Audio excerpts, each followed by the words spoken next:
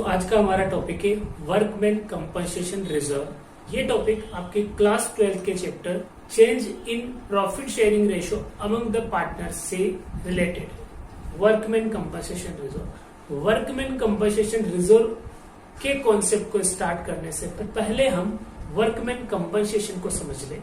Workman compensation क्या होता है कि कंपनी में या किसी फर्म और ऑर्गेनाइजेशन में वर्कर काम करते हुए इंजर्ड हो जाए या वर्कर्स की डेथ हो जाए या वर्कर्स को किसी तरह की डिसेबिलिटी हो जाए, तो ऐसे केस में उस फर्म या ऑर्गेनाइजेशन की ये लायबिलिटी होती है कि वह उस वर्कर या उसके फैमिली मेंबर को कंपनसेशन दे।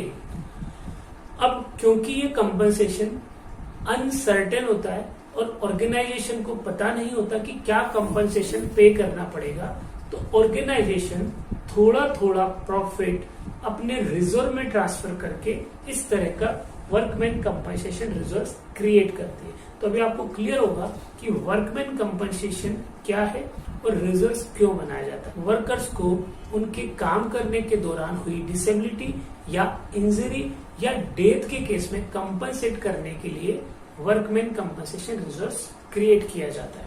तो आइए समझते हैं इसका अकाउंटिंग ट्रीटमेंट क्या है। इसके अकाउंटिंग ट्रीटमेंट को हम एक एग्जांपल से समझते हैं। मान लीजिए कि किसी फर्म की बैलेंस शीट में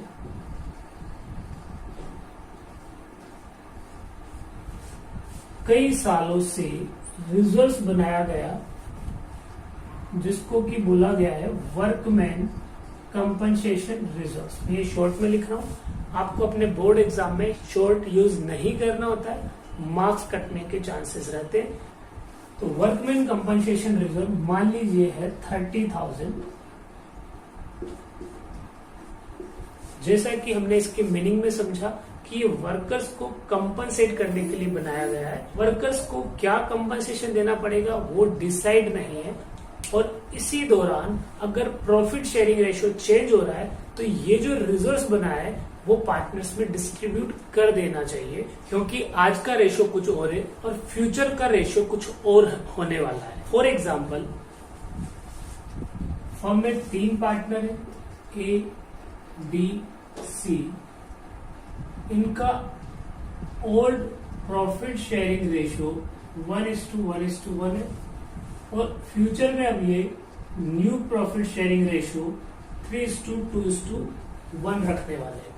तो यहाँ पर प्रॉफिट शेयरिंग रेशियो चेंज हुआ है तो हमें इस वर्कमैन कंपनसेशन रिजर्व का एडजस्टमेंट कर लेना चाहिए। अदरवाइज अभी अगर ये डिस्ट्रीब्यूट होता है तो ओल्ड रेशियो के हिसाब से ए को 10,000, बी को 10,000 और सी को 10,000 मिल जाता, पर अगर ये बाद में डिस्ट्रीब्यूट होगा तो न्यू रेशियो के हिसाब से ए को 15,000, बी को 10,000 और सी को 5,000 3:1 में मिलेगा।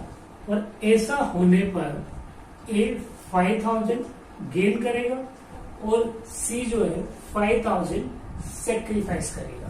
तो अब क्योंकि आज का profit sharing ratio distribution amount अलग है और फ्यूचर का profit sharing ratio distribution amount अलग है, तो इसलिए हमें इमीडिएट जैसे ही प्रॉफिट शेयरिंग रेशियो चेंज होता है इस रिजर्व का डिस्ट्रीब्यूशन कर लेना चाहिए। तो इस रिजर्व का डिस्ट्रीब्यूशन किस तरह से किया जाता है उसे हम समझते हैं। यहाँ टोटल 4 केसेस हो सकते हैं रिजर्व को डिस्ट्रीब्यूट करने से रिलेटेड। वो केसेस क्या है आइए हम समझते हैं।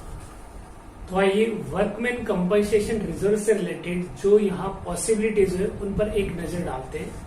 टोटल मिलाकर वर्कमैन कंपनसेशन से रिलेटेड यहाँ 4 केसेस दिए हुए हैं। फर्स्ट केस की अगर हम बात करें तो if there is no claim और no information is given in the question, आपको क्वेश्चन में कोई क्लेम का अमाउंट नहीं दिया हुआ है वर्कमैन कंपनसेशन के अगेंस्ट में, या कोई इन्फॉर्मेशन नहीं दी है, ये पहला केस होगा। सेकेंड केस हो सकता है आपका workman compensation is lower than workman compensation reserve, जो आपका वर्कमैन कंपनसेशन रिजर्व है उससे कम वर्कमैन क्लेम रहने वाला हो, ये सेकेंड केस है। Third case, claim is equal to workman compensation reserve, जो आपका वर्कमैन कंपनसेशन रिजर्व है उसी के इक्वल फर्म का वर्कमैन कंपनसेशन क्लेम रहेगा। और फोर्थ केस है claim is more than workman compensation reserve. Claim जो है हमारे वर्कमैन कंपनसेशन रिजर्व से ज्यादा है, क्वेश्चन में ऐसा दिया हुआ है। तो वन बाय वन हम एक एक केसेस की अकाउंटिंग ट्रीटमेंट और अकाउंटिंग एंट्री समझते हैं। केस 1,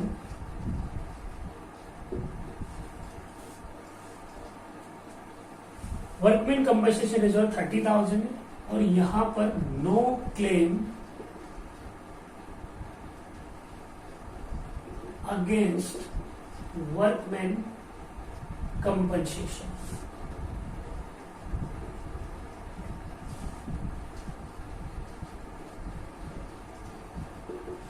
अब देखिए समझने वाली बात यह है कि आपको क्वेश्चन के अंदर कोई क्लेम नहीं दिया हुआ है। इसका मतलब फर्म जब प्रॉफिट शेयरिंग रेशियो चेंज कर रही है तब किसी भी वर्कर्स को फर्म को कोई पेमेंट नहीं करना है, फर्म के अगेंस्ट कोई लायबिलिटी नहीं है। तो ये जो कुछ भी रिजर्व्स बना हुआ है अब तक जो पार्टनर रहे हैं उनके पुराने रेशियो में बना। हमने माना कि एबीसी 3 पार्टनर है तो उनका जो रेशियो है पुराना 1:1:1 उन्हीं के प्रॉफिट से ये क्रिएट हुआ है, अदरवाइज वो प्रॉफिट उन्हें उसी टाइम डिस्ट्रीब्यूट हो जाता। पर क्योंकि वो प्रॉफिट उस टाइम डिस्ट्रीब्यूट ना होकर रिजर्व में ट्रांसफर कर दिया गया था, तो आज इस रिजर्व को आप पार्टनर्स को डिस्ट्रीब्यूट कर सकते हो। अब क्योंकि प्रॉफिट शेयरिंग रेशियो चेंज हो रहा है, फ्यूचर में अलग रेशियो रहने वाला है, तो आज का सेटलमेंट आज ही कर देना चाहिए। इस केस में आप इस रिजर्व को ट्रांसफर करेंगे और एंट्री पास करेंगे workman compensation reserve account debit to, अगर हमने माना है कि पार्टनर ए बी सी है, तीनों का पुराना रेशियो इक्वल है, तो हम यहाँ लिख सकते हैं to A's capital account debit, to A's capital account, to B's capital account और टू सीज कैपिटल अकाउंट। और 30,000 का वर्कमैन कंपनसेशन रिजर्व डेबिट करके पार्टनर्स में उनके इक्वल प्रॉफिट शेयरिंग रेशियो में हम ये डिस्ट्रीब्यूट करेंगे और नरेशन में लिखेंगे workman compensation reserve credited to partners capital account.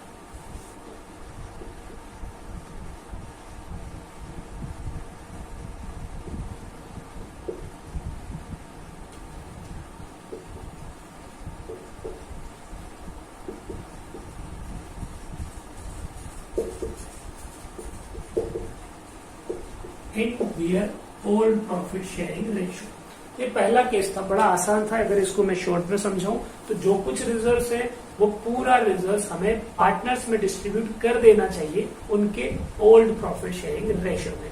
Clear? चलिए अब आते हैं केस 2 पर, जहां आपको बोला गया है workman compensation is lower than the workman compensation reserves. तो हम केस 2 की अगर बात करें तो claim for workman compensation rupees 24,000। अगर क्वेश्चन में आपको क्लेम 24,000 दिया हुआ है जबकि हमने वर्कमैन कंपनसेशन रिजर्व 30,000 बनाया है, तो क्या अकाउंटिंग एंट्रीज होगी वो हम यहाँ पर समझने वाले हैं।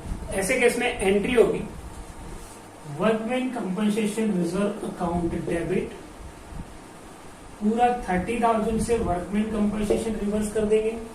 और क्योंकि हमने क्लेम के लिए ये रिजर्व बनाया था तो अब वो टाइम आ गया कि हमें क्लेम पे करना है या हम पे करेंगे, तो हम यहां लिखेंगे provision for workman compensation claim. ठीक है, तो हमने प्रोविजन बनाकर एक लायबिलिटी क्रिएट कर ली। रिजर्व में से 30,000 के रिजर्व में से 24,000 का हमने क्लेम के अगेंस्ट में प्रोविजन बना लिया।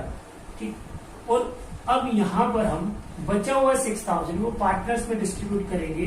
तो यहां लिखेंगे A's capital account, to B's capital account और टू सीज कैपिटल अकाउंट।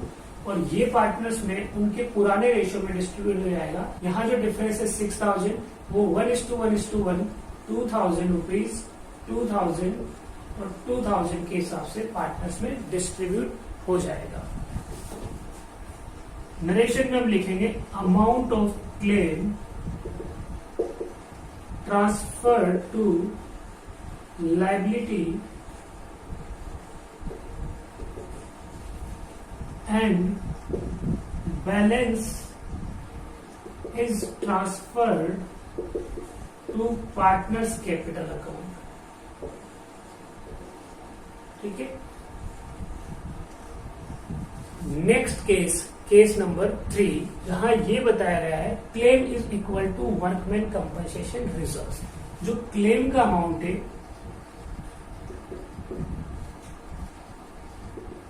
वो वर्कमैन कंपनसेशन रिजर्व के बराबर है। 30,000 का रिजर्व, 30,000 का क्लेम। ऐसे केस में सारा रिजर्व क्लेम के अगेंस्ट में यूटिलाइज हो जाएगा। कोई रिजर्व एक्स्ट्रा नहीं बचा है तो पार्टनर्स को कुछ नहीं मिलेगा।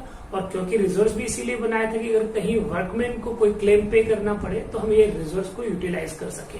देखिए एंट्री क्या होगी, workman compensation reserve account debit to provision for workman compensation claim. Narration में लिख सकते हैं workman compensation reserve is transferred to workmen compensation claim liability।